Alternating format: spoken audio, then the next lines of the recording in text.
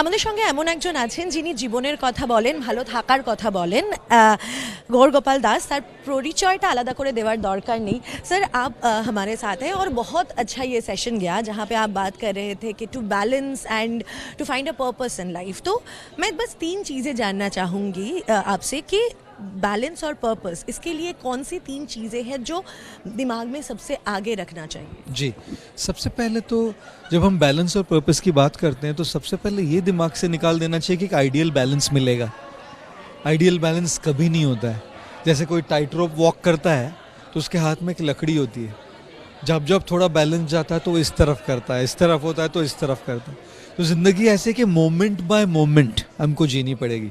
तो ये पहले दिमाग से निकाल दे कि एक आइडियल बैलेंस्ड लाइफ हमेशा रहेगी। दूसरी चीज़, अगर हम बैलेंस लाइफ जीना चाहते हैं तो मुझे लगता है कि हमें कई बार सपोर्ट की ज़रूरत होती है।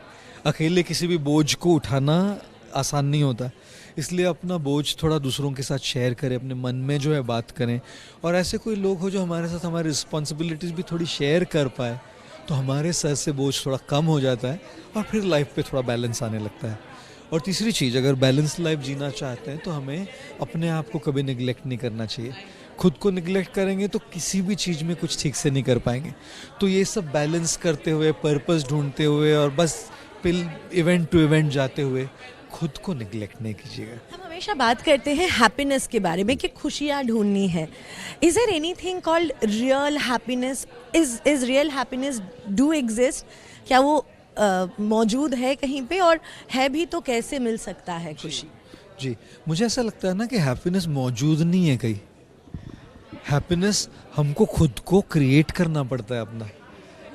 जैसे मैं कई बार कहता हूँ कि नेगेटिविटी जो है ना वो ऑटोमेटिकली होती है, कुछ करना पड़ता है नेगेटिव होने के लिए? नहीं। पॉजिटिविटी है ना, चॉइस करनी पड़ती है पॉजिटिव रहना। गुस्सा ऑटोमेटिकली आता है ना, कुछ करना पड़ता है गुस्सा आने के लिए। जब गुस्सा है तो मुंह बंद रखना और कुछ नहीं बोलना, चॉइस करना पड़ता है उसको।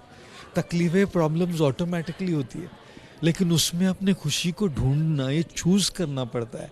तो happiness, positivity, peace doesn't happen automatically, we have to work for it. तो हैप्पीनेस मौजूद नहीं है कहीं, उसको क्रिएट करना पड़ेगा। और क्रिएट करना मतलब मेहनत होती है उसमें। जब कोई मुस्कुरा रहा है इसका मतलब ये नहीं कि उसकी लाइफ में प्रॉब्लम्स नहीं है ना, उसने चूज़ किया है मुस्कुराना। और हैप्पीनेस में इतनी सारी स्ट्रगल्स चल रही है लाइफ में, इतनी सारी प्रॉब्लम चल रही है, लेकिन कई लोग जो है छोटी छोटी चीज़ों में भी अपनी खुशी ढूंढ लेते हैं। आप कभी सड़क पे चल के जा रहे हैं, ऑफिस से स्ट्रेसफुल दिन रहा हुआ, सड़क पे कई बार आपने झाल मुड़ी खा ली और उस झाल मुड़ी में आपने उस मोमेंट में अपनी खुशी ढूंढ ली। तो वो शायद शाम तक नहीं भी रहे, लेकिन आपने आपकी तभी वो क्रिएट कर लिया आपकी खुशी। कोई बच्चा बारिश में भीग रहा है और खेल रहा है, आप बहुत परेशान हैं, उस बच्चे को देखते हैं कूदते समय और उस मोमेंट के लिए आपको एक सुकून मिलता है। तो आपने उस पर अटेंशन दे के चूज़ किया और आपकी हैप्पीनेस को क्रिएट। अभी आजकल अगर हम सोशल मीडिया पे देखेंगे तो एक शब्द बहुत बार घूम घूम के आ रहे हैं कि अफर्म, कि आप बोलिए खुद को कि आप कितने खुश हैं, कितने अच्छे हैं, and you affirm goodness in your life. क्या ये सच में होता है? क्या सुबह उठ के मैं अगर बोलूँ कि मैं कितनी खुश हूँ, क्या मेरा पूरा दिन खुशी खुशी गुजरेगा, या फिर ये बहुत ज़्यादा मिथ क्रिएटेड हो रहा है? जी जी जी, मुझे ऐसा लगता है ना कि जो हम अपने आप को बोल रहे हैं, दुनिया हमको क्या बोल रही है उससे ज़्यादा इम्पोर्टेंट है हम अपने आप को क्या बोल रहे हैं। तो जब हम पॉजिटिव एफर्मेशंस की बात कर रहे हैं, हम लोग सबसे पहले अपने नेगेटिव सेल्फ टॉक को रिप्लेस कर रहे हैं। पॉजिटिव मैनिफेस्ट हो ना हो बात की बात है, कम से कम नेगेटिव तो बंद करें ना।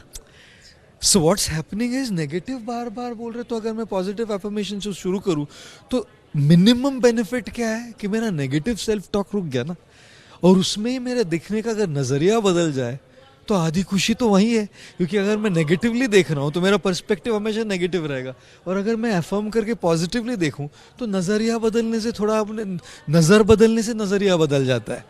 और इसीलिए एफर्मेशंस की जब बात आती है, जब हम अफर्म करते हैं, इसका मतलब ये नहीं कि नेसेसरली वो आज होने वाला है।